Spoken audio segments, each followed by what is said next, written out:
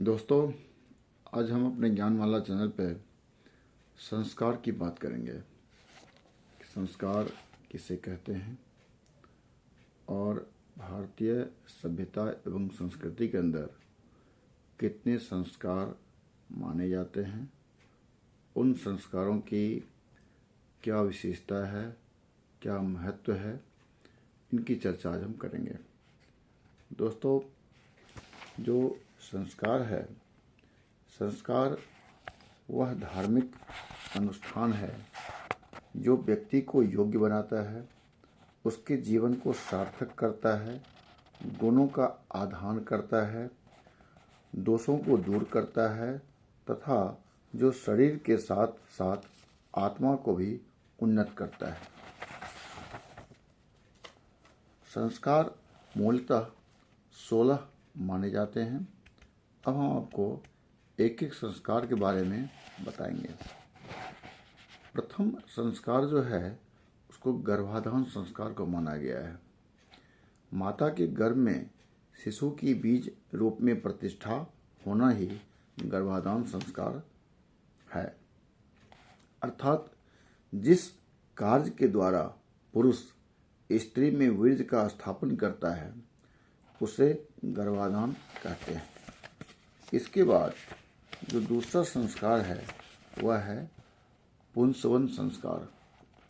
पुंसवन संस्कार से तात्पर्य उस धार्मिक अनुष्ठान को संपन्न करने से है जिससे गर्भस्थ शिशु पुरुष संतति के रूप में जन्म ले। इस संस्कार में कामना की जाती थी कि स्त्री पुरुष के वीर्य को 10वें मास तक सुरक्षित रखे, स्त्री पुरुष अनुकूल मन स्थिति एवं सामर्थ्य वाले हों। इसके बाद जो तीसरा संस्कार है वह है सीमंतोन्नयन संस्कार। इस संस्कार में पति द्वारा गर्भिणी पत्नी के केशों को संवार कर उसकी सीमंत मांग को निकालता है।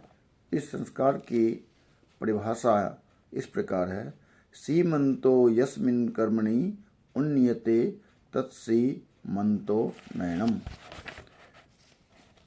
अधिकांश ग्रंथों में इस संस्कार को गर्भ के चतुर्थ महीने में करने का निर्देश दिया गया है। इसके बाद जो चौथा संस्कार है वह है जात कर्म संस्कार। यह संस्कार उस समय संपन्न किया जाता है जब शिशु जन्म लेता है। अर्थात संतति के जन्म लेने पर नांदी पाठ एवं श्राद्धादि का विधान करते हुए पिता पुत्र के लिए हितकारी जातकर्म संस्कार का आयोजन करे। अधिकांश ग्रंथों में यही मत है कि प्रसव हो जाने पर ही जातकर्म संस्कार संपन्न किया जाता है। इसके बाद जो पांचवा संस्कार है उसको कहते हैं नामकरण संस्कार। महर्षि याज्ञवल्क्य का मत है कि व्यक्ति को जब को सब छोड़ देते हैं, बस नाम ही नहीं छोड़ता। अतः नाम नित्य है, विश्वेदेव भी अनंत हैं। अतः नाम से व्यक्ति विश्वेदेव को प्राप्त करके अनंत लोकों को जीत लेता है। इसके बाद जो छठा संस्कार है वह है निष्क्रमण संस्कार। शुभ नक्षत्र में शुभ मुहूर्त देखकर जन्म के कुछ समय पश्चात ही उसे बाहर ले जाया जाता था। इस प्रकार विधि विधान से शिशु को घर से बाहर लाना ही निष्क्रमण संस्कार कहलाता है। इसके बाद जो सातवां संस्कार है वह है अन्नप्राशन संस्कार। जब शिशु को पहली बार इसी उद्देश्य से अन्न दिया जाता था तब जो धार्मिक कृत्य किए जाते थे उन्हीं का नाम अन्नप्राशन संस्कार है। इसके बाद जो अगला संस्कार है वह है चूड़ाकरण संस्कार। इस संस्कार में शिशु के बाल पहली बार काटकर शिखा रखी जाती थी। इसी संस्कार का मुंडन नाम आज भी प्रचलित है। इस संस्कारायोजन का प्रारंभ वैदिक काल से ही हो चुका था। वैदिक साहित्य में इसके अनेक प्रमाण मिलते हैं। इसके बाद जो अगला संस्कार, 9वां संस्कार है, वह है कर्णवेध संस्कार।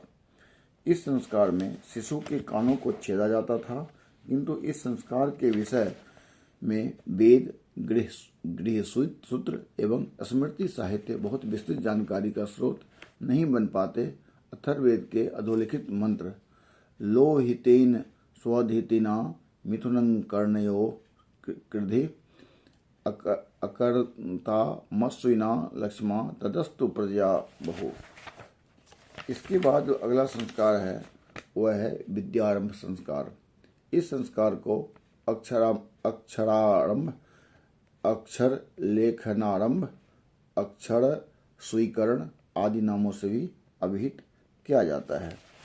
इसके बाद जो 10वां संस्कार है वह उपनयन संस्कार है।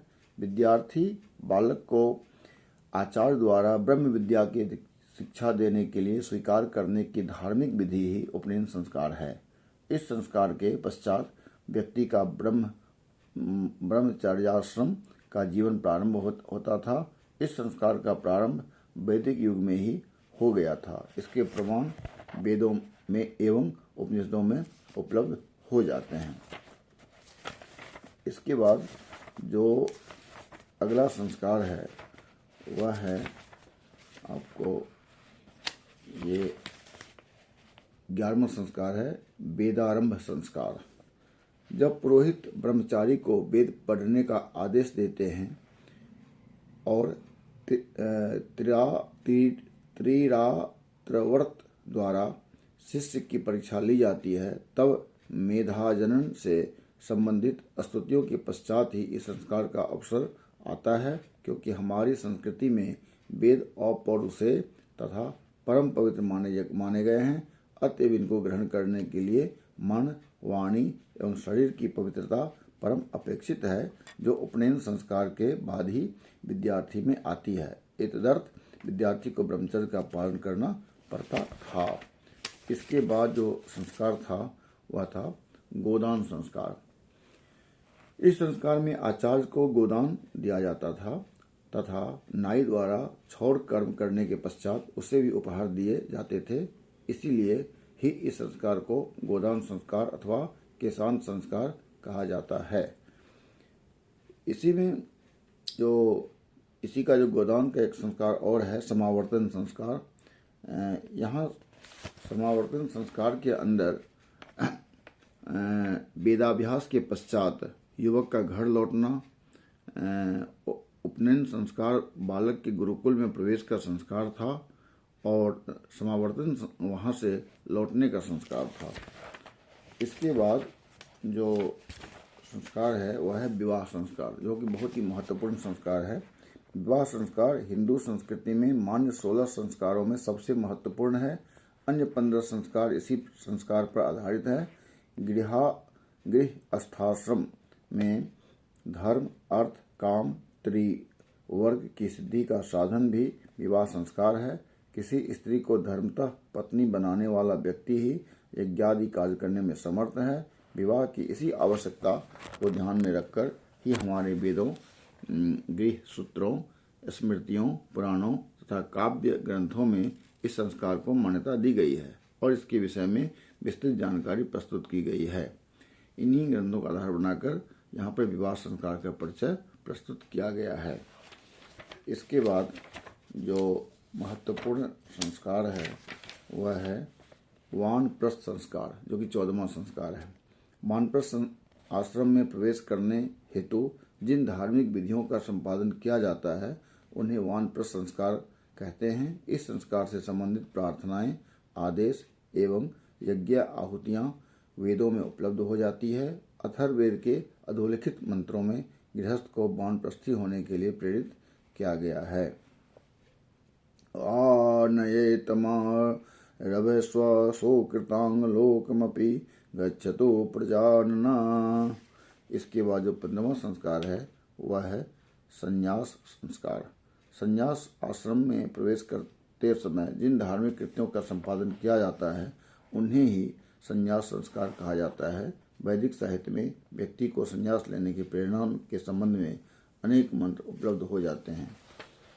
इसके बाद जो अंतिम संस्कार है जो है अंत्येष्टि संस्कार।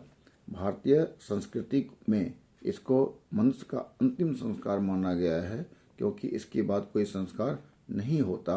मनुष्य के जन्म से पूर्व संस्कारों का विधान है तथा मृत्यु के पश्चात भी संस्कार के रूप में अंत्येष्टि का विधान है, जो इस बात का प्रतीक है कि पंच तत्वों से निर्मित शरीर पुनः उन्हीं को सौंप दिया गया।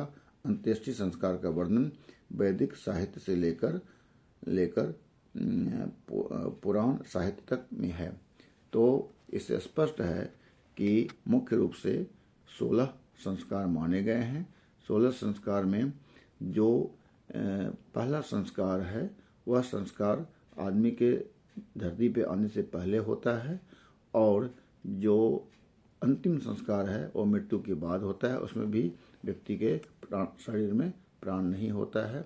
यह जो संस्कार है बहुत ही महत्वपूर्ण होता है व्यक्ति के लिए, और यह संस्कार से जो है व्यक्ति पूर्ण रूप से पल्लवित पुष्पित होता है।